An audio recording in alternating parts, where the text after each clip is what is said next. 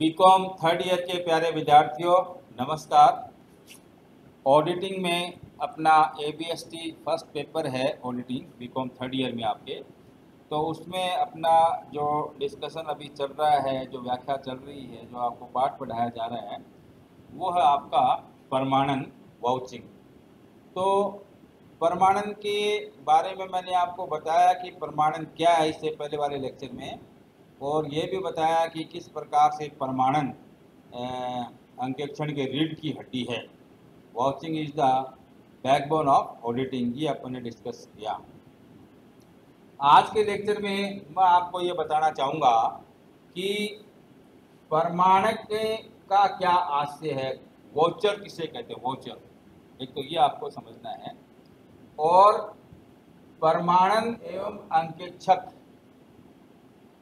Vouching and auditor, यानी प्रमाणन के संबंध में एक अंकेक्षक को, ऑडिटर को किन किन बातों का ध्यान रखना है जब वो प्रमाणन का कार्य करता है ऑडिट के समय।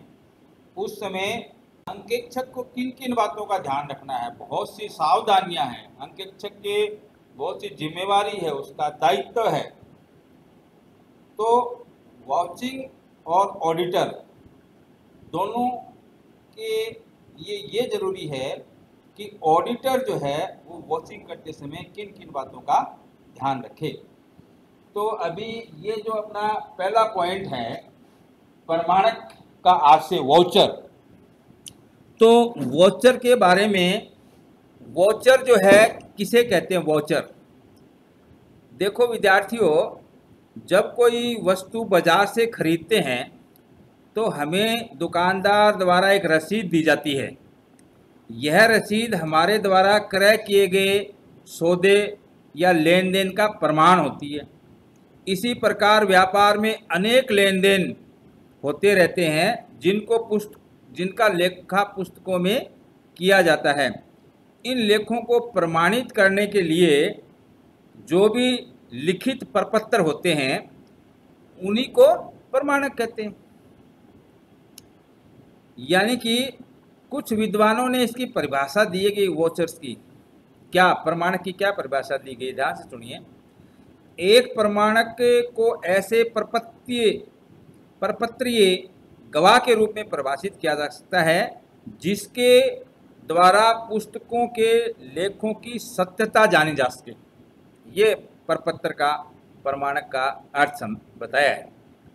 दूसरा, एक प्रमाणक एक रसीद, एक बीजक, एक समझौता, एक मांग पत्र या संक्षेप में कोई भी उपयुक्त लिखित सबूत हो सकता है जो कि एक लिखित सौदे का पुष्टिकरण करता है।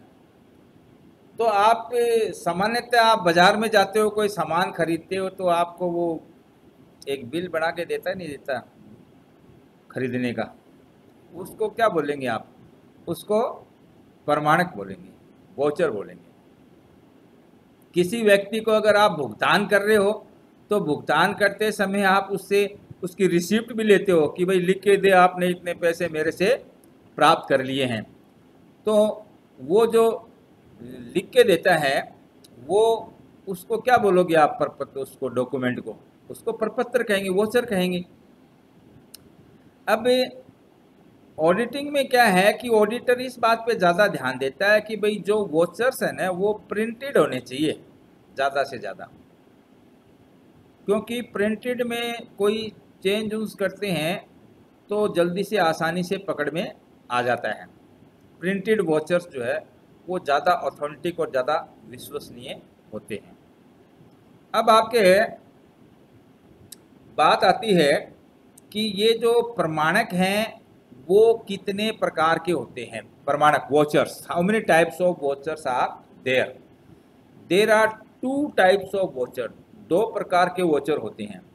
एक तो मूल प्रमाणक होते हैं और दूसरे गौण प्रमाणक, मूल और गौण।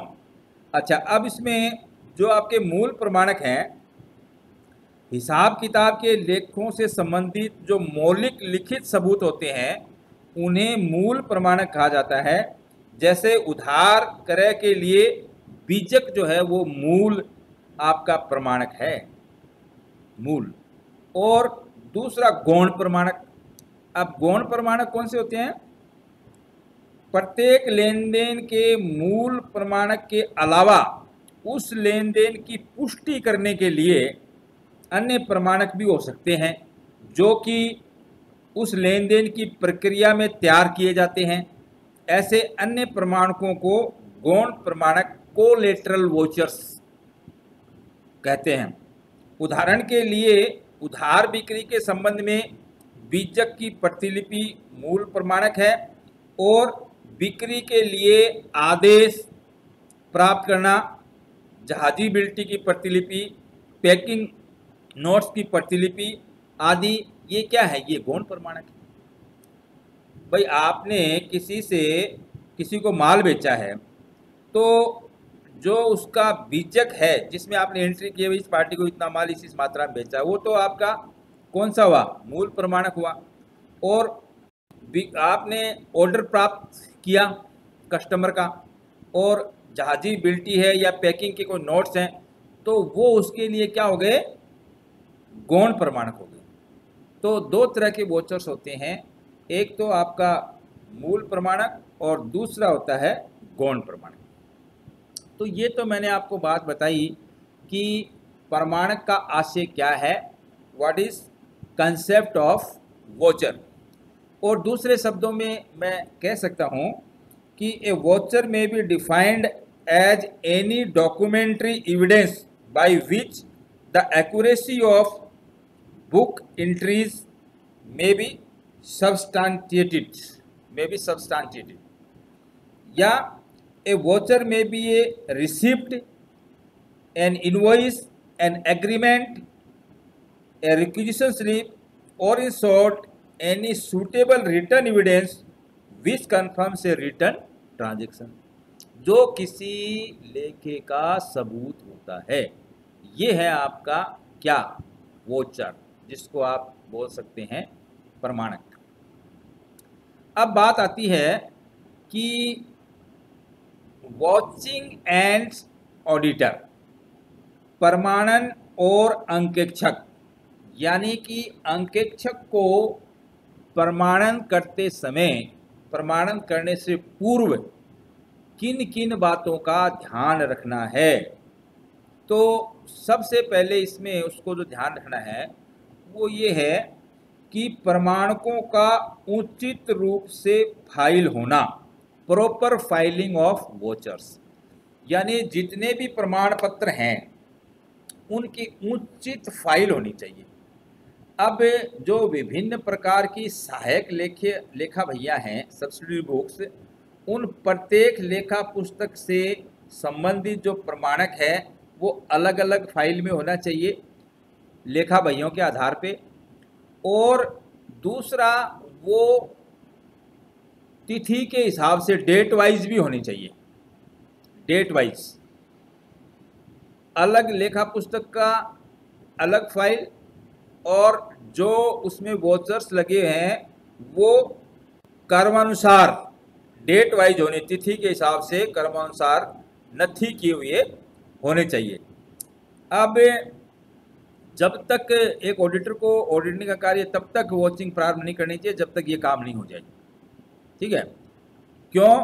होगा क्या, अगर वोचर्स को प्रॉपरली फाइल में अच्छी तरह से नहीं रखा गया है तो एक तो आपको अंकेक्षण का कार्य करने में दिक्कत आएगी, समय बहुत ज़्यादा लग जाएगा, पन्ने पलटते रहना पड़ेगा, वोचर्स को आप ढूंढते रहो। और सिस्टमेटिक अगर डेट के हिसाब से क्रमानुसार जचाए हुए नथी किए हुए हैं तो आपका टाइम बचेगा इससे। दूसरा क्या है कि अगर आपने वोचर्स को डेट के हिसाब से और सही क्रम के हिसाब से रखा हुआ है तो उसमें ये इस समस्या से बच जाओगे कि कहीं प्रमाण पत्रों को दोबारा दिखाकर छल कपट करने की संभावना तो नहीं की गई है। भाई सिस्टेमेटिक अगर कोई कागज़ नहीं रखे हैं तो उसी कागज़ को आगे फिर दोबारा दिखा दो, उसको यूज़ किया जा सकता है किसी छल कपट करने के लिए। लेकिन अगर एक जगह प्रॉपरली डेट के हिसाब से रखे हुए हैं तो उसमें छल कपट की संभावना बिल्कुल नहीं रहेगी, दोबारा उसका प्रयोग नहीं हो सकेगा। अन्यथा चालाकी से अगर आपके वोचर्स इधर उधर पड़े हैं, सारे सिस्टमेटिक नहीं है, तो एक वोचर को दोबारा भी चेक कराया जा सकता है। तो इस चीज़ का एक ऑडिटर को ध्यान रखना है प्रमाणन करते समय। ये उसकी जिम्मेवारी है, उसकी रेस्पॉन्सिबिलिटी है, उसका दायित्व बनता है, उसकी समझदारी बनती है कि वॉचिंग का कार्य प्रारंभ करने से पहले वो वॉचिंग से संबंधित कुछ विशेष बातें जो है उसको वो अमल में लाए, ताकि ऑडिट करते समय उसी को ही सुविधा होगी, उसके स्टाफ को सुविधा होगी, और कोई भी अगर कोई गबन है, अशुद्धि है, तो वो पकड़ में आ जाएगी, और व्यापार की जो स्थिति है, वो लाभ हानि की स्थिति या चिट्ठे की जो आर्थिक स्थिति है, उसका सही मूल्यांकन होगा।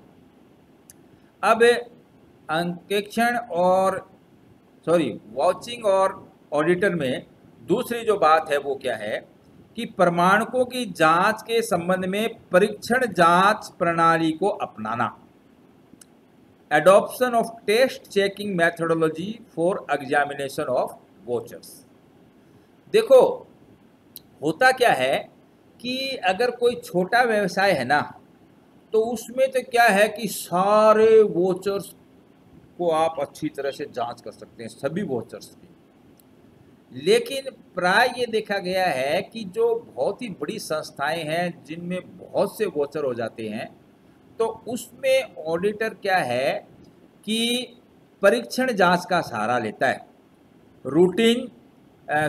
टेस्ट चेकिंग का सहारा लेता है।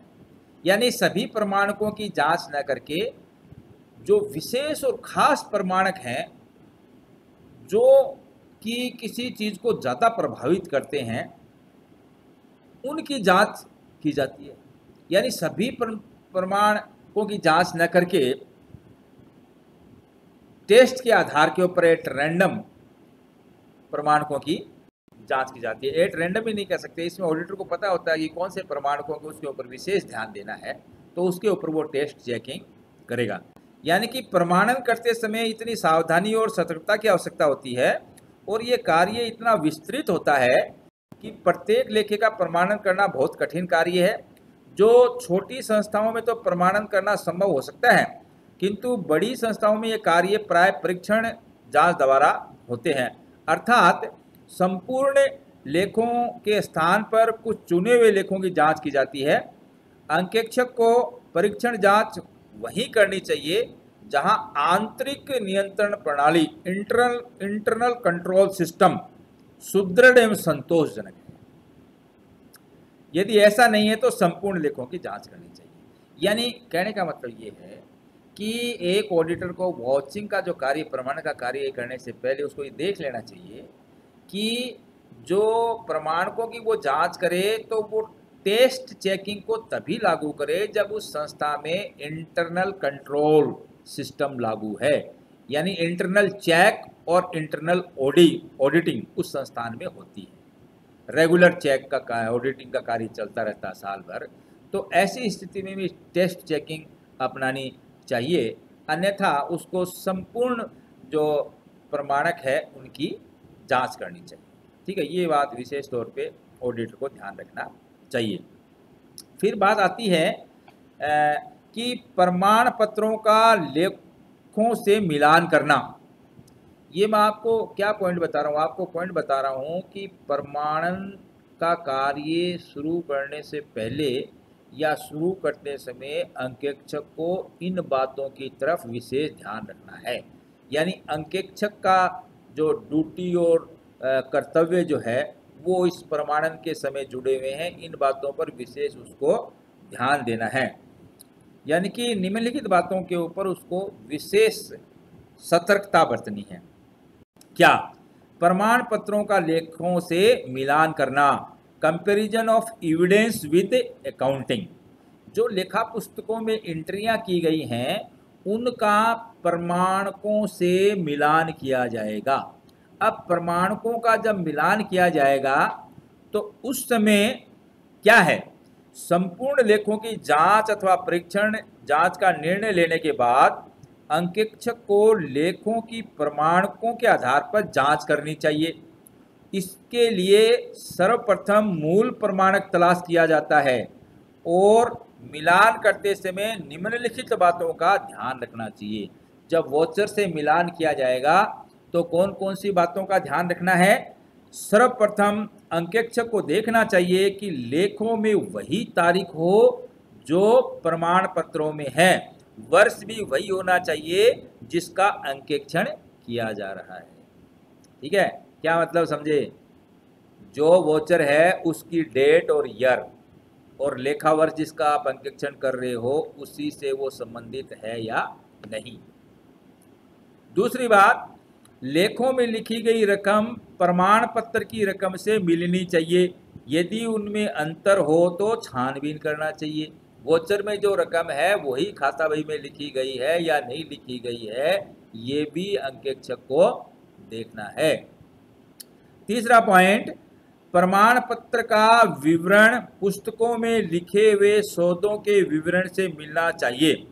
जैसे क्रय बही में माल के संबंध में वही मात्रा, दर, किस्म लिखी हुई होनी चाहिए जो कि संबंधित बीजक में है। यानी जो वोचर में, जो प्रपत्र में, जो प्रमाणक में जो चीज़ लिखी हुई है, मात्रा कौन सी है, क्वालिटी कितनी है, क्या रेट है, वही खाता बही में लिखी गई है या नहीं लिखी गई है, इस चीज़ का अंकेक्षक को ध्यान रखना चाहिए।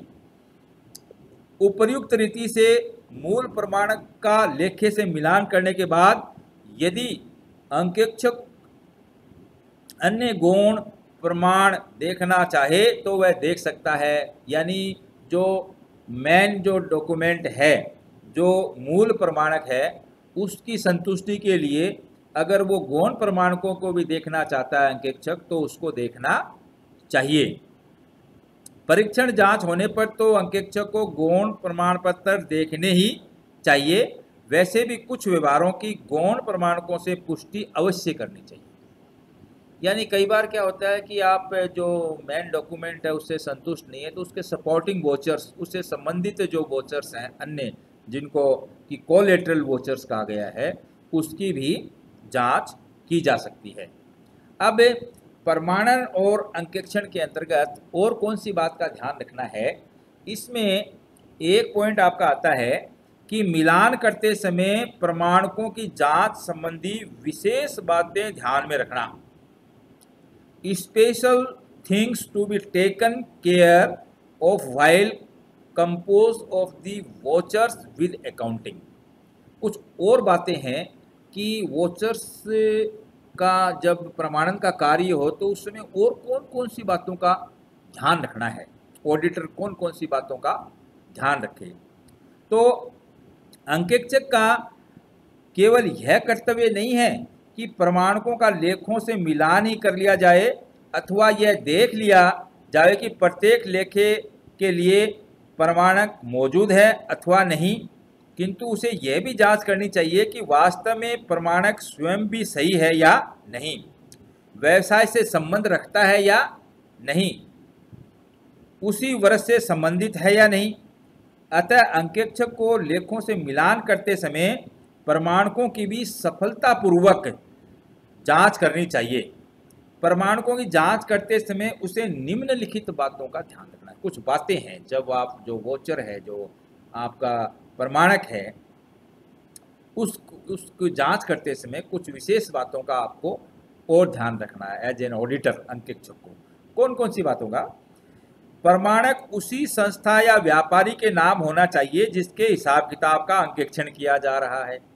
जिस संस्था का आप ऑडिट कर रहे हैं उसी से वो प्रमाणक संबंधित है अथवा नहीं, इस चीज़ की भी जांच करनी है।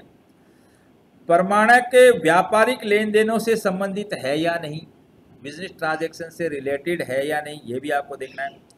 प्रमाणक की तारीख उसी अवधि के अंतर्गत आती है या नहीं जिसका अंकेक्षण किया जा रहा है। जिस वित्त वर्ष की ऑडिट चल रही है उस वित्त वर्ष से वो प्रमाणक संबंधित है अथवा नहीं। कहीं ऐसा तो नहीं है कि कोई पुराना प्रमाणक दिखाया जा रहा हो, पिछले सालों का, बैक डेट्स का, तारीख के साथ कोई छेड़खानी की गई है, तो इस चीज़ का ध्यान रखना है। प्रमाणक जहाँ तक हो सके छपे हुए फार्म पे होना चाहिए। ज़्यादातर आप किसी ऑफिस में जाओगे ऑडिटर के पास, डब्ल्यूओ के पास या सीनियर अकाउंट्स अफसर के पास, तो ज़्यादातर वो आपको यही राय देंगे कि भाई प्रिंटेड जो है ना वोचर होना चाहिए, हस्तलिखित जो है वो नहीं चलेगा। ज़्यादातर आप देखते हो मांगने में ये मिलता है प्रिंटेड। ठीक है। फिर उसके बाद प्रमाणक की रकम को जांचना चाहिए तथा रकम शब्दों और अक्षरों में जो लिखी गई है वो अक्षरों में, अंकों में और शब्दों में जो रकम लिखी गई है वो सेम होनी चाहिए। इस चीज़ की भी आपको जांच करनी है। ठीक है। In words and in figures and words amount should be the same, बिल्कुल वही होना चाहिए, उसमें किसी तरह की काट छांट नहीं होनी चाहिए। प्रमाणकों की आंकिक गणनाओं, न्यूमेरिकल कैलकुलेशंस की जांच करनी चाहिए। अगर कोई उसमें गुणा भाग जोड़ किया गया है तो उसकी भी ऑडिटर का फर्ज बनता है वॉचिंग करते समय प्रमाणक की वो जांच भी करके देखनी चाहिए कि इसमें जो गणना की गई है वो बिल्कुल सही की गई है। प्रमाणक पर भुगतान पाने वाले पेयी, जो भुगतान प्राप्त करता है, के सही हस्ताक्षर होने चाहिए। यदि प्रमाणक किसी फर्म या कंपनी के द्वारा दिया गया है तो हस्ताक्षर के नीचे हस्ताक्षरकर्ता का पद तथा फर्म या कंपनी की मोहर भी होनी चाहिए। इस चीज़ का विशेष ध्यान आपको रखना है। फिर बात आती है, प्रमाणक किसी उत्तरदायी कर्मचारी द्वारा सही प्रमाणित होना चाहिए। उक्त कर्मचारियों के हस्ताक्षर भी होने चाहिए। यदि प्रमाणक भुगतान के संबंध में है तो उत्तरदायी व्यक्ति द्वारा उस पर भुगतान करने की स्वीकृति होनी चाहिए कि मैंने भुगतान प्राप्त कर लिया है, और उसके सिग्नेचर होनी चाहिए, तब वो ऑथेंटिक होता है जो आपका वोचर है, जो आपका प्रमाणक है। यदि प्रमाणक भुगतान के संबंध में है तो 5,000 रुपये से अधिक की रकम होने पर भुगतान पाने वाले के हस्ताक्षर के साथ साथ 1 रुपये का रसीदी टिकट, रेवेन्यू स्टैंप भी लगा हुआ होना चाहिए। ये भी चीज़ चेक करने की है। यदि किसी प्रमाणक में कोई विवरण कटा हुआ है या अंक कटे हुए हैं तो उस पर उचित अधिकारी के हस्ताक्षर होने चाहिए, इनिशियल्स होने चाहिए, नहीं तो वो सही नहीं माना जाएगा। डॉक्यूमेंट जो वोचर है वो सही नहीं माना जाएगा। तो बच्चों, ये जो अपने प्रमाणन का जो पाठ चल रहा है वॉचिंग का, इसमें वॉचिंग एंड ऑडिटर, प्रमाणन और अंकेक्षक दोनों के संबंध की व्याख्या चल रही है। तो आज का लेक्चर इतना ही है, और एक मैं लेक्चर और सेकंड लेक्चर के अंदर इसी टॉपिक को अपन आगे जारी रखेंगे। आज के लिए इतना। Thank you very much for listening. ये थ्योरी का पेपर है, तो थ्योरी के पेपर में थोड़ा सा आपको धैर्य रखना पड़ेगा सुनने के लिए।